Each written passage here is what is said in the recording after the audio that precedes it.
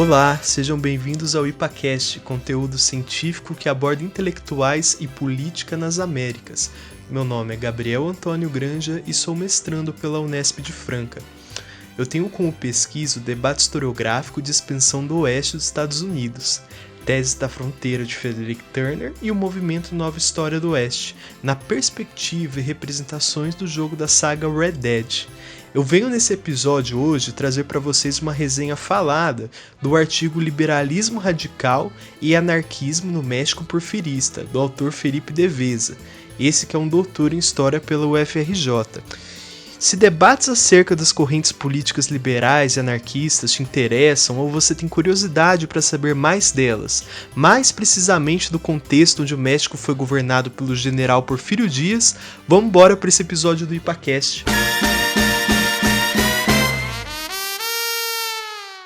O artigo de Felipe Deveza analisa como foi a recepção das correntes do anarquismo no México porfirista e também ao longo da Revolução Mexicana, se baseando nas ideias de Ricardo Flores Magón, esse que foi um importante anarquista nascido no México. E também Felipe Deveza discorre sobre o liberalismo mexicano. É muito interessante a reflexão de início do texto que é feita pelo Deveza quando ele escreve acerca do esforço dos pesquisadores latino-americanos para apresentar aos leitores as particularidades da América Latina, para que não se caia um conceito que ele chama de espelismo, ou seja, a América Latina sendo encarada como uma representação de conceitos políticos advindas da Europa. Ele escreve que correntes políticas como o anarquismo e o socialismo muitas vezes são tratadas inconscientemente a partir de um prisma europeu, ignorando assim as particularidades latino-americanas.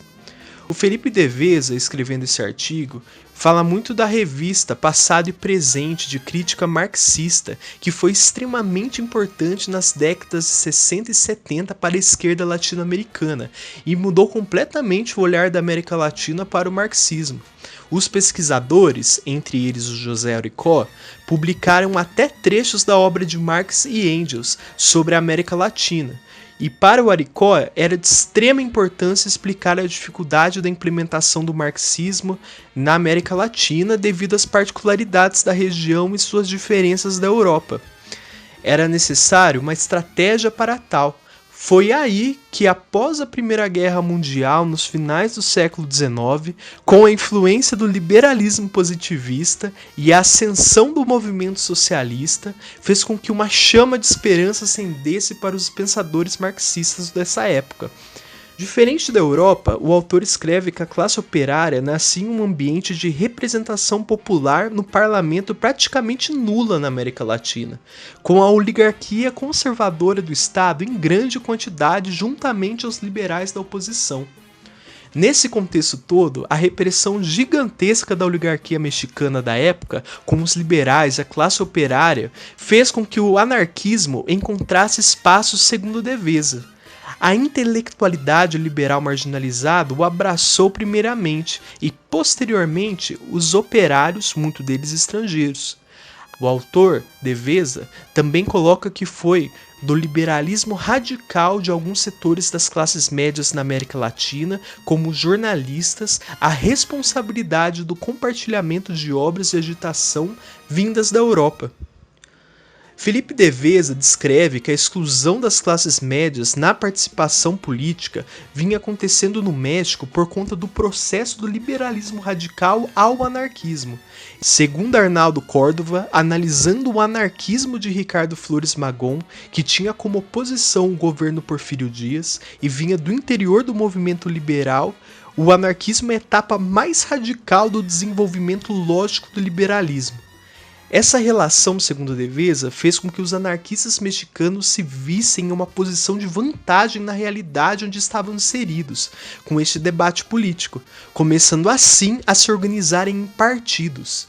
O autor escreve que através dessa dupla filiação entre anarquistas e liberais, foram os anarquistas que, inspirados pelo anarcossindicalismo europeu, tocaram em questões nacionais, étnicas e principalmente agrárias. Deveza escreve que no México porfirista a revolução nasceu com ideologias acompanhadas da defesa do passado liberal. A organização de um movimento de oposição foi realizado por proletários, camponeses locais e intelectuais médios da cidade. A faísca desses movimentos sociais foi acesa com o discurso do bispo São Luís Potosí, em 1900, quando o mesmo denuncia a separação do Estado com a Igreja feita pela Lei da Reforma, e com o apoio das mulheres mexicanas do bondoso governo Dias, essas leis não valeriam de nada. Este discurso fez com que, apoiado por demais liberais de São Luís de Potosí, Camilo Arraiga realizasse e publicasse um manifesto falando sobre uma convenção nacional em São Luís de Potosí, convidando todos os clubes liberais de 1901. Arraiga tinha uma forte influência de autores radicais, principalmente anarquistas. Este manifesto tinha como objetivo a unificação do Partido Liberal contra o clericalismo, fazendo assim que as leis da reforma sejam efetivadas. Nesta reunião estava então Ricardo Flores Magón, que se fazia de oposição do governo em seu jornal Regeneración, que mais tarde se denominaria Regeneración, periódico independente de combate, que criticava Porfírio Dias cada vez mais durante passasse o tempo de seu governo, o chamando de ditatorial, absorvente, absoluto e autocrático. Mais tarde, Ricardo Flores Magón é preso pelo crescimento da oposição liberal e a influência gigante que tinha seu jornal. Esta mesma oposição que nasceu liberal foi se transformando ao longo dos conflitos segundo Devesa, com Magón exilado nos Estados Unidos e tentativa sem êxito de assassinato devido à sua importância intelectual política. Em 1904, o liberalismo radical do jornal Regeneración é substituído aos poucos pelo anarquismo, tendo assim uma relação cada vez mais forte com os operários. Este envolvimento faz com que greves deflagradas e repressões do governo em cima da oposição seja frequente. Movimentos como o Partido Liberal Mexicano, PLM, foram feitos pela oposição. O mesmo PLM, após lançar seu programa revolucionário, definiu dois campos do liberalismo mexicano na pré-revolução. Um campo baseado nas ideias anarquistas de Magón, com características particulares que foi conhecido como magonismo. E por outro lado, um campo puramente liberal. O magonismo de Magón tinha como fortes posições o radicalismo, coletivismo agrário, levante com camponeses armados. Madero, da ala liberal do PLM, convocou a Revolução Mexicana em 1910. Ricardo Magón publica nas páginas de Regeneración que não aceitaria ser seu vice na presidência, pois era movido unicamente pelas ideias anarquistas da época.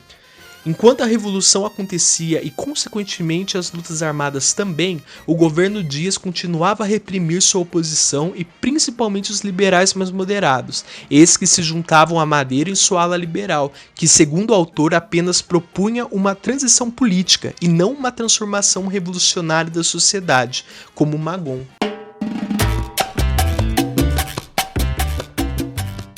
O artigo de Felipe Devesa, nos informando acerca dessas duas correntes políticas durante o Porfiriato, faz com que haja reflexões políticas como: de que maneira há este processo de ruptura que se pode ter ideologicamente dentro de um grupo de indivíduos que tem como objetivo a oposição de um mesmo governo, no caso Porfiriato?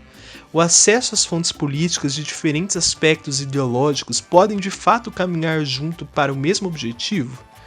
As correntes políticas podem então ter uma característica única em cada região que é aplicada, lembrando aquele conceito de espelhismo que o Devesa atribui no começo aqui da nossa conversa. Eu espero que esse episódio do IPAcast tenha feito você refletir sobre as diferentes correntes políticas e seus papéis na formação mexicana e principalmente durante o Porfiriato. Até o próximo episódio.